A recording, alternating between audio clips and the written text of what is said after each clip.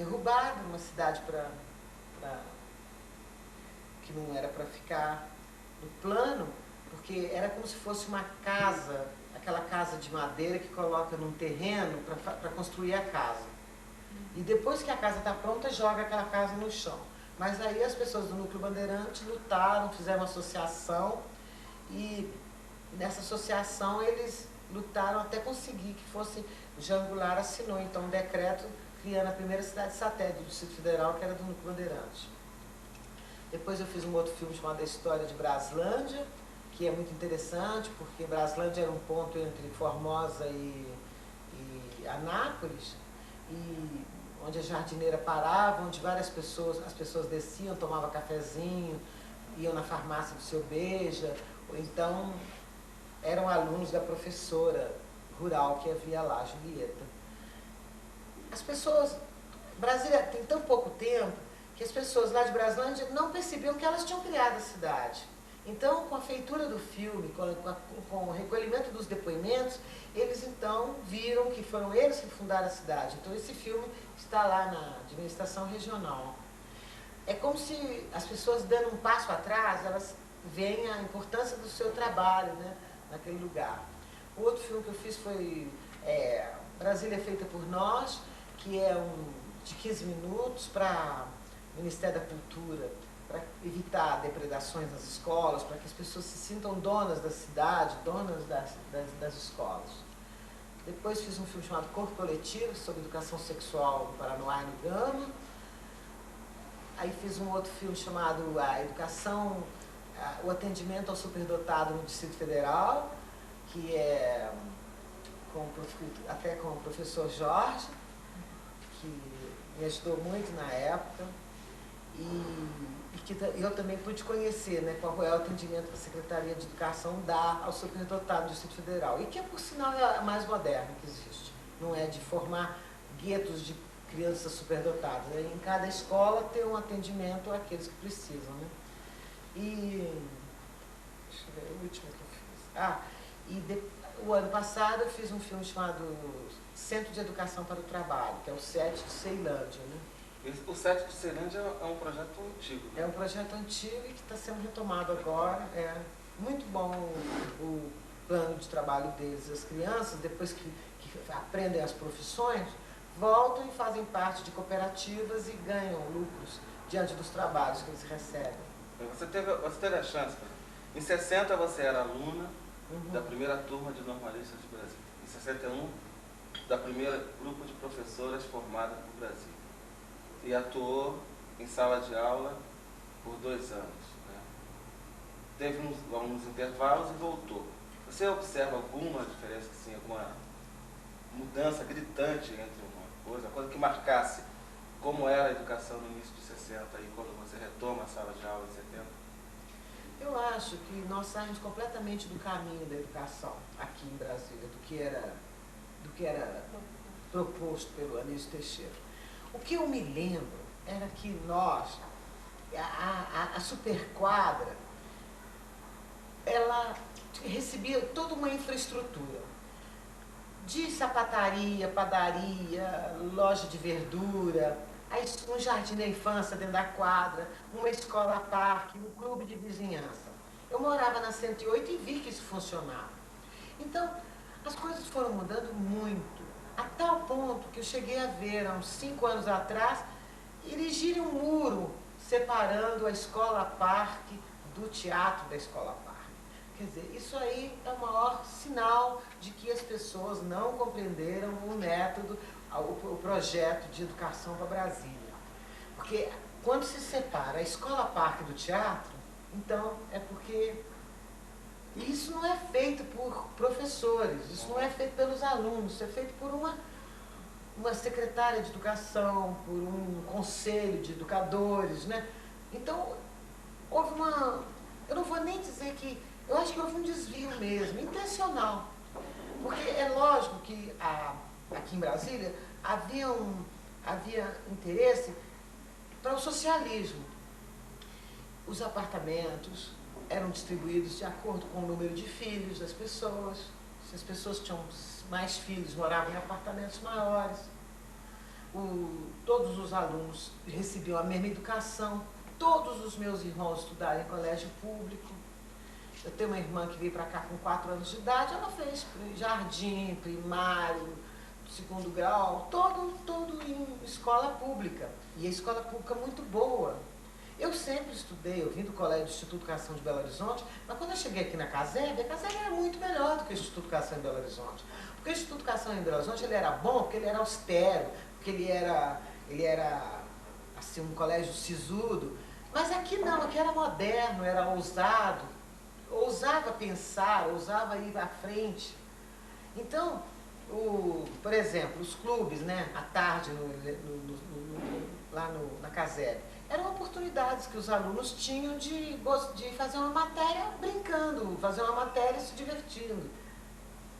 A Universidade de Brasília também era uma maravilha, nós tínhamos a oportunidade de frequentar outras matérias. Eu estudava arquitetura e fazia aula de semiologia, fazia aula de estética com Iulo Brandão, assistia aulas de professor Agostinho Silva, de literatura portuguesa. Quer dizer, a gente não era obrigado a ser uma coisa assim, só arquiteto, eu vou ser arquiteto, só ser arquiteto. Não, se você tinha vontade de ir para uma aula de poesia, você podia assistir, inclusive você tinha créditos naquela matéria. Era uma matéria opcional, mas você tinha créditos. Então, hoje em dia, eu voltei à Universidade de Brasília em 1982 para fazer educação artística e eu não conheço meus colegas, porque você estuda assim, com um colega seu você encontra na aula de pintura, o outro você encontra na aula de introdução à metodologia científica, o outro você encontra na aula de introdução à sociologia. Quando chega no final do semestre, você forma com colegas que você nunca viu. Então, esse interesse é de quem? É interesse de não reunir as pessoas, de que as pessoas não se unam para trocar ideias. Então, quer dizer que eu acho que a Revolução de 64 foi muito bem realizada. Acho que ela conseguiu muito bem os seus objetivos. Ela arrasou a minha geração, acabou com a minha geração. A minha geração é toda ela frustrada. Eu já vi até uma tese da professora Maria Duarte aqui em Brasília, que diz que em Brasília todos os movimentos culturais é como um coitus interruptus. Porque tudo aqui em Brasília começa, mas não acaba. Então, eu acho que isso é intencional. E como eu sou filha de político e sei que nada nesse mundo é à toa mesmo, né? Todo mundo faz as coisas mesmo porque segundo as intenções mesmo. Então, porque realmente o Darcy Ribeiro era sonhador, feliz, ele andava pela Universidade de Brasília correndo, alegre. Você já foi assistir a aula do professor Eudoro? Então vá, olha que interessante. Quer dizer, então, era um reitor que conversava com os alunos. Os professores lá do desenho, né? Eu fui aluna de Oscar Niemeyer em aula de composição.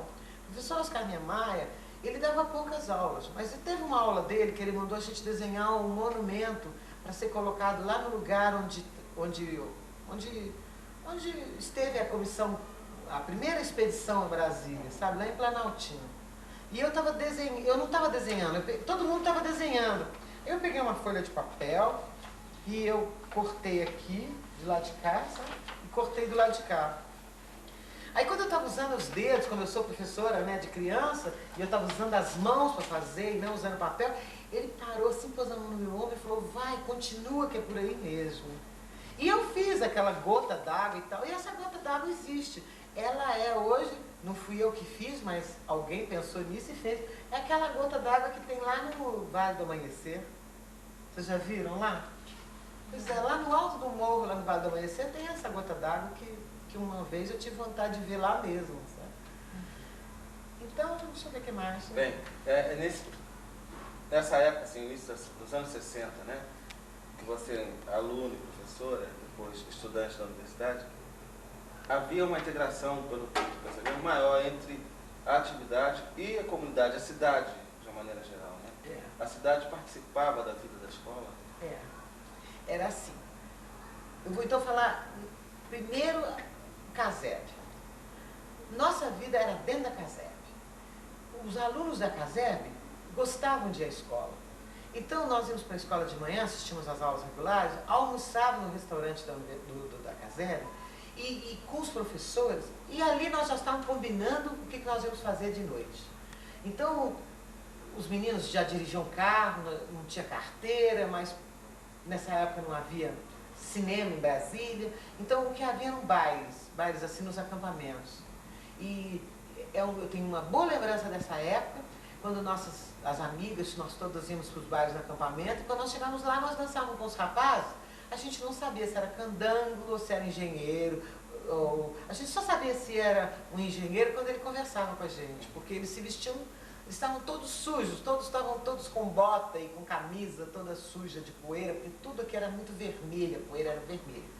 Então, nessa época, a universidade, a CASEB, congressava todo mundo. Depois, em 62, a Universidade de Brasília congressava todas as pessoas de Brasília. As pessoas de Brasília iam para a Universidade de Brasília. Quem não estava na universidade ia também. Por exemplo, todas as manhãs de sábado, ali havia o auditório de música. Então, a gente ia para lá para ouvir música, concerto de música. Às 10 horas da manhã, Cláudio Santoro, outros músicos da universidade, apresentavam concertos. E a gente deitava em volta da grama ali, e nós ficávamos até meio-dia ouvindo música. Todas as vernissagens, todas as apresentações de professores, aulas, a programação da cidade era a Universidade de Brasília. Depois de 1964, acabou tudo.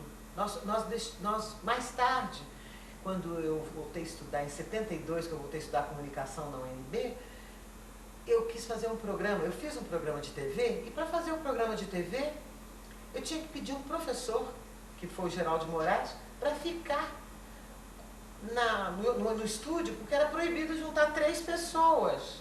Não podia ficar 3 pessoas conversando, porque já era, nós já estávamos preparando, conspiração, nós já estávamos preparando algum golpe, sabe? Então, era muito difícil fazer um trabalho. Eu fazia. Nessa época, então, eu tinha perdido meu marido, eu tinha que fazer. Então, me falavam, faz um programa de rádio, escreve um programa de rádio. Eu falava, posso fazer? Fazer fácil. Então, eu fazia o programa, lia o programa na rádio, apresentava o programa. Tem que escrever sobre cinema. Posso fazer um filme? Pode. Então, eu fiz um filme chamado Milagre Brasileiro. Fiz um filme sobre a história de um roceiro que estava na roça, ouvindo um rádio portátil e escuta falar que estão distribuindo casa popular aqui em Brasília. Aí ele sai lá da roça com aquela filharada e vem para Brasília carregando, até imitei o Vidas Secas, eles andando assim, vindo, eu vinha filmando atrás de Rural Willis. Eles chegam a Brasília, e quando eles chegam em Brasília, ali na Praça Três Poderes, eles ficam olhando em volta e tudo, e não entendem nada. Aí depois eles vão lá para o hospital distrital, chegam no hospital distrital, dão aquela porção de ficha para eles preencherem, e eles não sabiam nem escrever. Então, eu fui assistindo durante todo o tempo que eu estou morando aqui em Brasília, assim, a luta, a distonia que existe entre o Brasil do interior e o Brasil que nós queríamos aqui na cidade, porque realmente veio para Brasília muito aventureiro, mas também vieram muitos intelectuais, muitas pessoas, muitos políticos, muitas pessoas que pretendiam que a cidade fosse assim o berço de uma civilização do futuro. Essa civilização seria socialista, essa civilização seria o bem-estar da coletividade, iguais direitos para todos. Então, havia o Oscar Niemeyer que pensava assim, Lúcio Costa que pensava assim. Então, havia um projeto. Anísio Teixeira tem um projeto de educação, tinha um projeto de educação. Darcy Ribeiro tem um projeto de educação. E esses projetos não foram à frente porque eles iam contra o que a certa percentagem, certa parcela da sociedade não queria, que era essa liberdade de pensamento. Então, a minha geração foi uma geração que tem as ideias, tem as vontades, provou do bom e depois tem que aguentar o medíocre.